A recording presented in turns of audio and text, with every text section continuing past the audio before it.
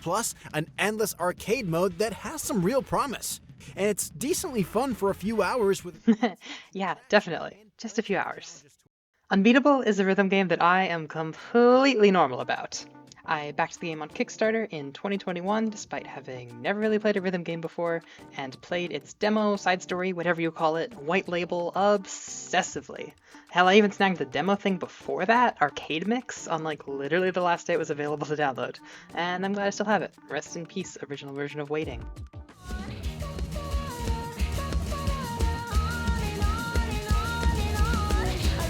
Past that, I filled the void the next few years, occasionally getting into other rhythm games, and then at the end of 2025 was finally graced with the absolute masterpiece that is Unbeatable. I played through the story twice, bawled at the ending both times, and have felt more moved by its story than most any other piece of art I've consumed in recent memory. There's flaws, no doubt, but the highs more than make up for it in my opinion. But that's not what I want to talk about today. No, instead I'd like to draw your attention to the other option presented on the home menu, Arcade Mode. The problem is that with only 2 real inputs, on normal difficulty, songs are almost laughably easy. Crank it up to hard or expert, and suddenly the screen is filled with so many simultaneous inputs while the camera shakes, zooms, and bounces around that it becomes overwhelming without being rewarding. You're just trying to parse visual chaos.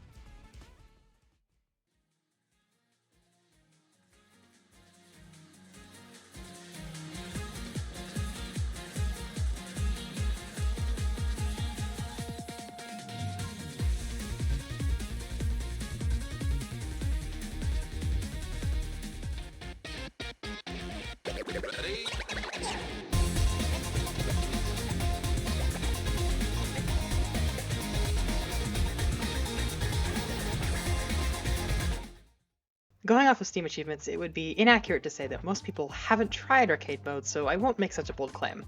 I will say, however, that it seems to be somewhat overlooked compared to the story mode, with fewer people giving it any significant amount of time.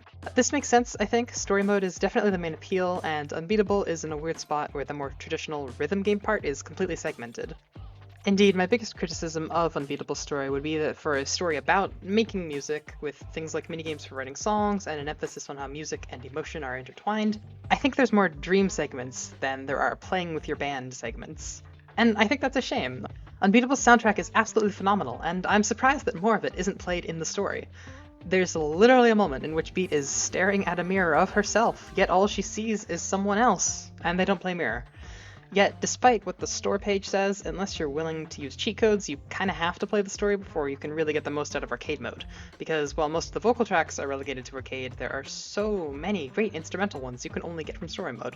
Also, it's life-changing art and all that. Another example of this awkward separation between story and arcade is my favorite sequence in the game, aside from the ending, the Proper Rhythm All There Is To It remix in Chapter 5. Proper Rhythm is my favorite song from White Label, and literally just seeing that Chapter 5 was called All There Is To It made me unbelievably giddy.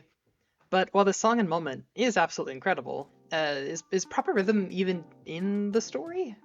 If you hadn't played White Label or messed around in arcade mode, this moment wouldn't really be anything special. Hell, even the quote-unquote tutorial that uses Proper Rhythm as a hidden song in arcade mode, requiring you to be browsing the song list while looking at beginner songs to even see it, making it extremely easy to miss. Also, since this is Penny remixing it on the spot, this implies that Beat and the band, or maybe just her, made Proper Rhythm at some point, sampling the typing instructions somehow and just never played it, and also carried it on her, and yeah, never mind it doesn't matter.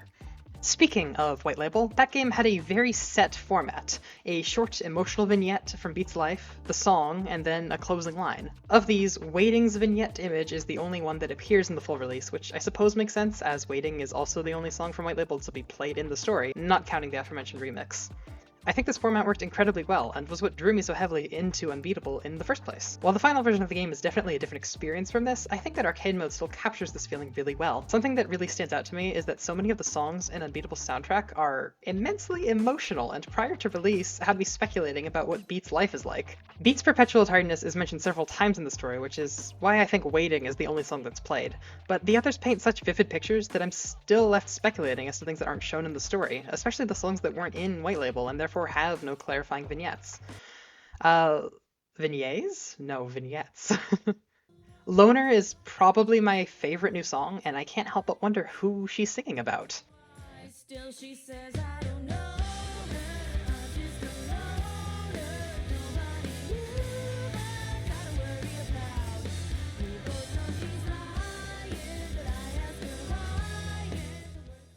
Also, it's not mentioned in the game anywhere, but Loner is the song from the second level in Rhythm Doctor. Go play Rhythm Doctor, it's so good. Same with Worn Out Tapes, which I think is the song I find most interesting because they reworked the entire song to better match the tone of the rest of the album, which is just such incredible dedication to consistency for an album that I fear many players are going to miss unless they make sure to try arcade mode.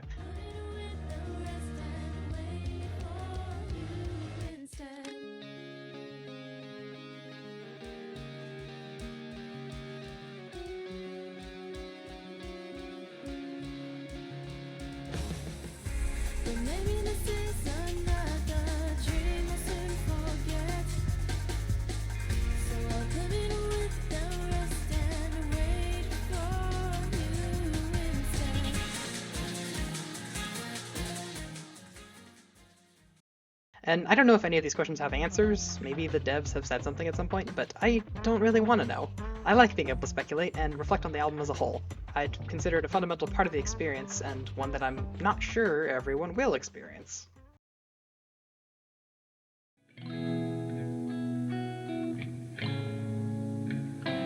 My arms are broken on the asphalt, but it still feels the same.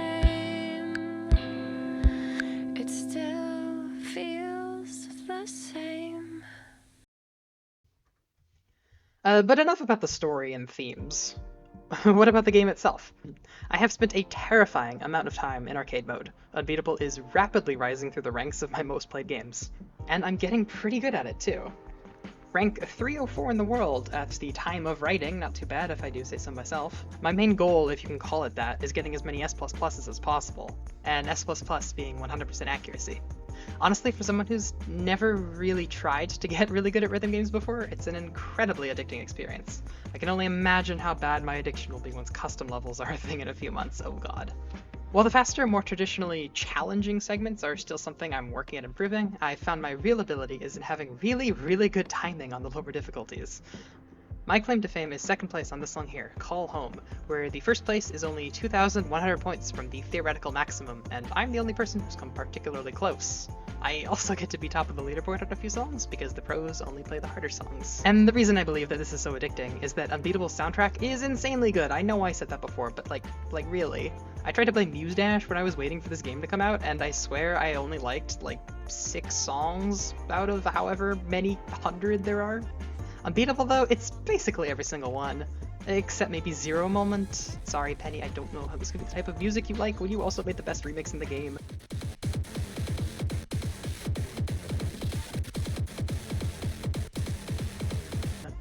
I also think people can be quick to dismiss a 2-button rhythm game as being too easy or shallow, but like, have you tried the harder difficulties? It's easy to see a mountain of notes on the screen and get overwhelmed, but that mountain of notes is either to the beat or in a pattern that requires practice and memorization to get the timing right.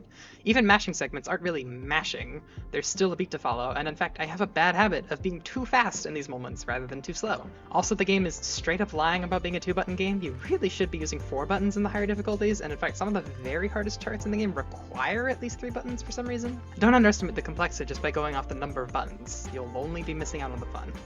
Finally, something arcade mode has going for it that I'm incredibly excited for is the promise of updates. There's lots of song and story mode that don't have charts yet. There's a cop battle song I'm really looking forward to.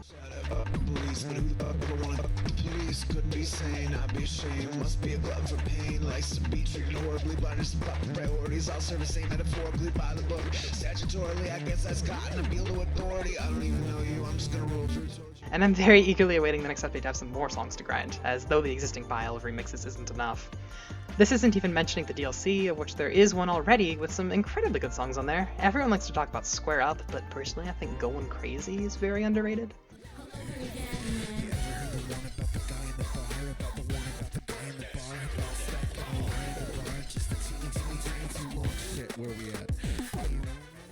And there's a promised upcoming Jamie P themed DLC that's gonna have some songs I already very much like, as well as apparently more originals, a very enticing prospect.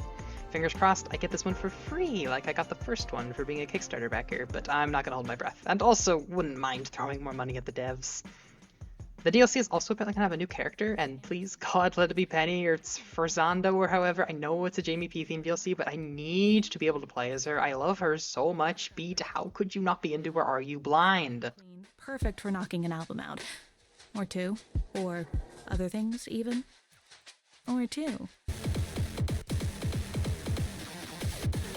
Also, one of the trailers promised acoustic versions of every song, and there's only one of those, so hopefully those come out sometime soon as well. The live versions are fun, but you know, the more the merrier. Anyways, I love arcade mode. Go give it a go if you haven't. People like tons of things. Some people like awful things. Yeah, they do.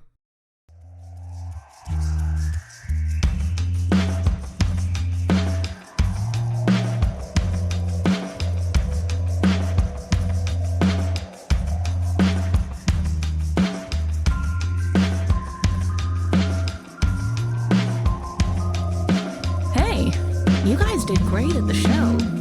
Oh, hey, it's you. I've been following you guys for a while now.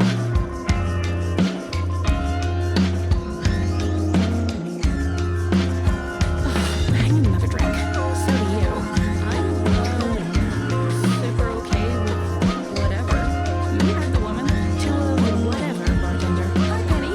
Why are you in our secret hideout? I'm returning the favor. She's not part of the deal. What's your read on her? Penny, she is extremely good at what she does and extremely bad at talking to us. I don't know. She seems pretty friendly. Yeah, well, she likes you. Let me know how this feels.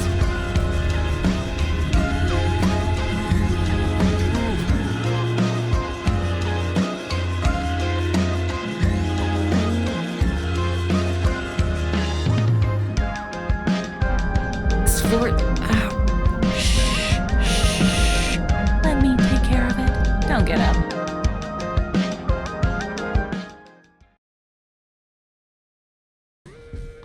Hey, you're in my home.